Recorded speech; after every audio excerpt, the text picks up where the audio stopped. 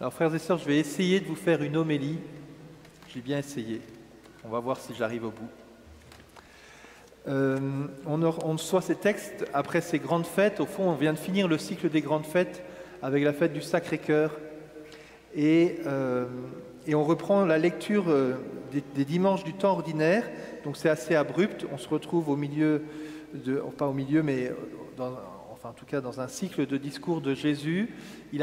On n'a pas eu ce qui précède. Il vient d'accomplir des miracles, il fait des signes.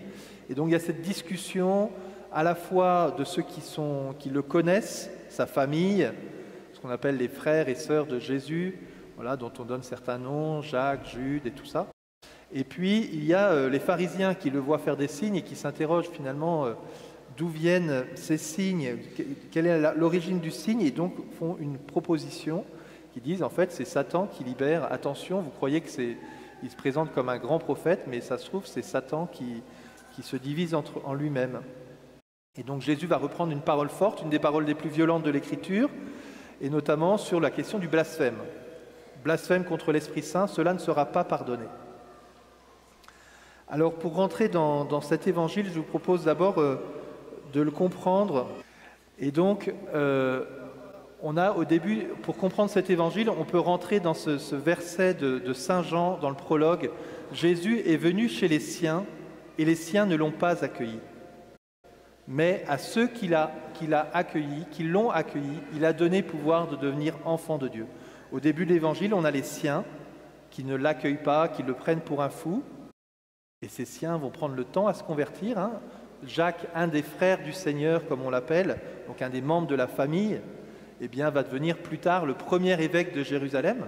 Donc il va reconnaître, ces siens, ils sont tous en chemin, comme nous, on est en chemin avec Jésus.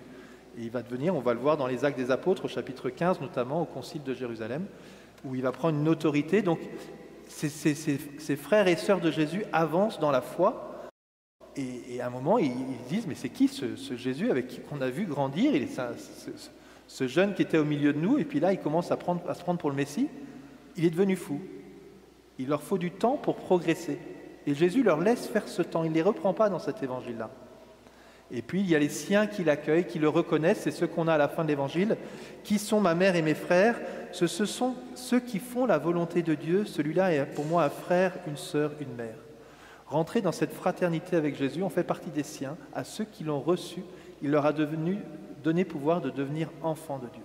Nous sommes enfants de Dieu par la grâce du baptême et nous vivons de cette vie divine. Alors, au milieu de cela, on a cette discussion autour du péché, autour de Satan divisé par lui-même. Et un peu comme à la fin de l'Évangile, quand Dieu annonce au serpent qu'un jour, une femme lui écrasera la tête, Jésus prend une parabole où il dit « Tout royaume divisé en lui-même ne peut pas tenir, il faut que quelqu'un vienne et puisse ligoter celui qui est maître, l'homme fort qui est à l'intérieur de la maison, pour pouvoir réagir. » Et en fond, cet homme ligoté, c'est le démon. Jésus est en train d'opérer des signes et des prodiges.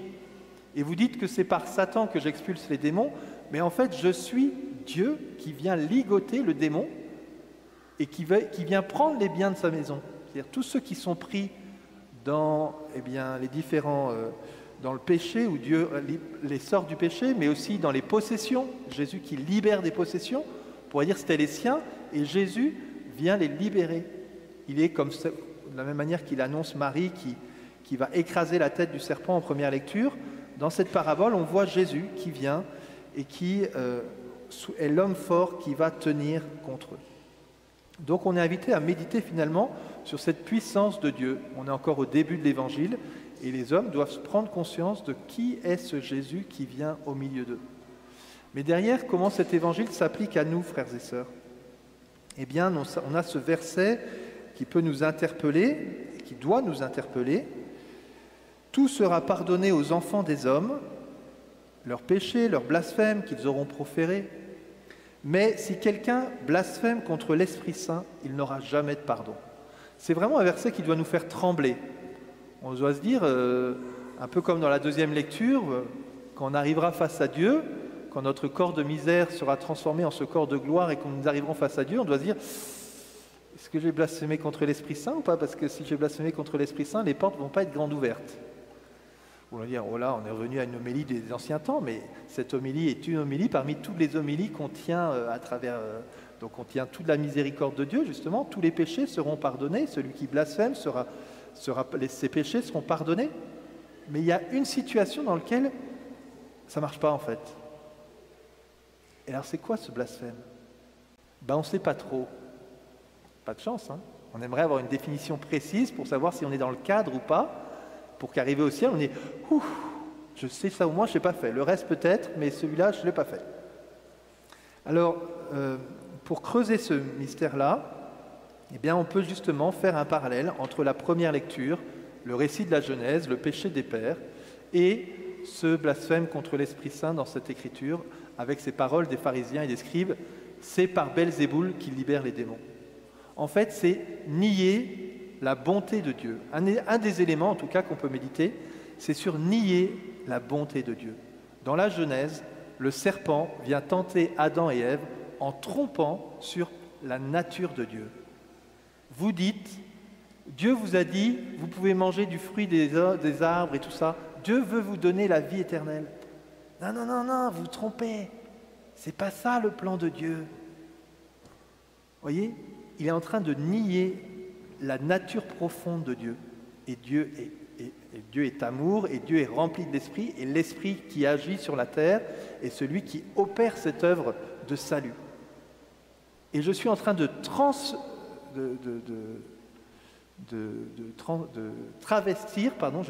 travestir la nature même de Dieu. Et les pharisiens qui disent la même chose de Jésus, en fait, c'est par l'esprit, c'est par Belzéboul qu'il expulse les démons. Je suis en train de travestir profondément l'être de Jésus. Jésus, tu es le chemin, la vérité, la vie, tu es la lumière du monde, et je suis en train de dire que tu es ténèbres, que tes paroles ne sont pas les paroles de la vie éternelle. Et là, on travestit le sens de Jésus, finalement, on travestit l'œuvre de l'Esprit qui agit en cœur de Jésus. On travestit l'œuvre de Dieu. Alors c'est un peu compliqué, mais ça nous invite à méditer sur finalement notre regard sur Dieu. Est-ce que je rentre dans ce regard sur Dieu, sur l'être profond de Dieu? Ils avaient dit, il est habité d'un esprit impur. Comment nous regardons Jésus et quelle application ça a dans notre propre vie? Lorsque Jésus veut nous libérer du péché, est-ce que l'on dit « Oui, Seigneur, tu es la vie, tu veux me libérer du péché ?» Lorsque Jésus m'enseigne sa loi, qu'il me montre qu'il y a des chemins de vie et des chemins de mort, et moi je dis « Non, non, les commandements c'était avant ça, maintenant c'est pas grave. » Quand je travestis la parole de Dieu, quand je choisis dans la Bible ce qui m'intéresse et je rejette ce qui ne m'intéresse pas, est-ce que finalement je ne suis pas en train de dire, en fait, Dieu, tu n'es pas Dieu, tu ne veux pas mon bien, et je rejoins l'attitude du serpent des origines qui dit, il vous trompe, il a un autre projet sur vous. Alors que répondre à ça? Quelle va être la bonne attitude face à cette tentation qui peut nous guetter, nous aussi, de ne pas croire en la bonté des bienfaits de Dieu pour nous? Et bien l'autre aspect, c'est l'humilité. C'est la reconnaissance de notre péché, la reconnaissance de nos fautes, plutôt que de dire « Eh bien, Dieu a tort, ses commandements ne sont pas justes, ses paroles de vie ne sont pas des paroles de vie, mais des paroles de mort. Je reconnais que ce sont des paroles de vie, et je reconnais que j'ai du mal à les vivre. Je reconnais que je suis un homme pécheur et je laisse l'Esprit Saint éclairer ma vie sur les aspects qui ont besoin de venir à la lumière. Voyez ? Plutôt que de dire, en fait, les ténèbres, c'est très bien, je ne vois pas pourquoi Dieu dit que les ténèbres, c'est mauvais, j'accepte de reconnaître que les ténèbres, c'est un mal qui peut m'habiter, et je rentre dans ce chemin de conversion pour venir à la lumière. Bon, je ne sais pas si je suis clair, mais je vous invite à rentrer dans ce chemin-là. Et donc, c'est la question de l'humilité. Le pape Jean-Paul II le développe sur l'encyclique qu'il a écrit sur l'Esprit Saint, Donum et Vivificantem. Il montre comment l'Esprit est vie, l'Esprit sanctifie. Il a un numéro, au numéro 46, et il réfléchit sur le sens de ce blasphème contre l'Esprit. Et il dit que lorsque je nie Dieu qui me révèle mon péché, alors je blasphème contre l'Esprit Saint. Lorsque je n'accueille pas la lumière que le Christ met dans mon cœur, ou pour le dire autrement, lorsque je ne veux pas me convertir, eh bien, je suis dans une négation de l'œuvre de l'Esprit Saint. Et quand j'arriverai au ciel, si je ne veux pas me convertir, si tu ne veux pas la lumière, si tu te plais dans les ténèbres, il n'y aura pas de pardon pour ça. C'est-à-dire que si tu ne veux pas la vie. Alors dans nos lectures, justement, Adam et Ève, il va reconnaître, je suis nu. As-tu mangé? Il a du mal à dire oui. Il dit, elle m'a donné et oui, j'ai mangé. Ce serait plus simple de dire directement, oui, j'ai mangé. Mais il n'en est pas encore là, il a encore besoin de conversion. Elle m'a donné le fruit et j'ai mangé. Et au milieu de ce texte, de nos lectures, on a eu le psaume. Et le psaume dit, en fait, des profondeurs, c'est-à-dire des ténèbres.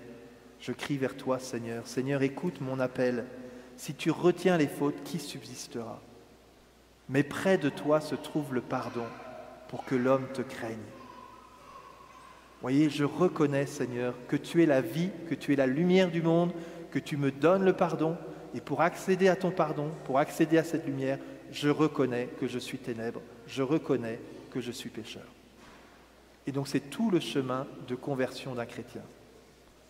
Et ça commence par cet espace là-bas où j'invitais les enfants à aller au début de l'homélie, qui s'appelle le confessionnal, qui est un lieu où je fais la lumière, je reconnais que je suis pécheur et que j'ai besoin du salut de Dieu, qu'il y a des aspects dans ma vie où je n'avance pas. Oui, près du Seigneur est l'amour, près de lui abonde le rachat. C'est lui qui rachètera Israël de toutes ses fautes, et je vous rappelle, enlevez le mot Israël et mettez votre prénom à la place. C'est lui qui rachètera Benoît de toutes ses fautes. Mais si je dis qu'au fond, Dieu ne me rachète pas de ses fautes, que finalement tout ça c'est rien, eh bien je n'arriverai pas à accéder à cette lumière et à cette vie, et donc je ne voudrais pas laisser l'homme fort être ligoté, je laisserai l'homme fort se déployer en moi en disant tout ça est très bien. Or Jésus veut venir ligoter cet homme fort. Est-ce que je viens lui reconnaître de dire il y a un homme fort en moi que je n'arrive pas à ligoter? Saint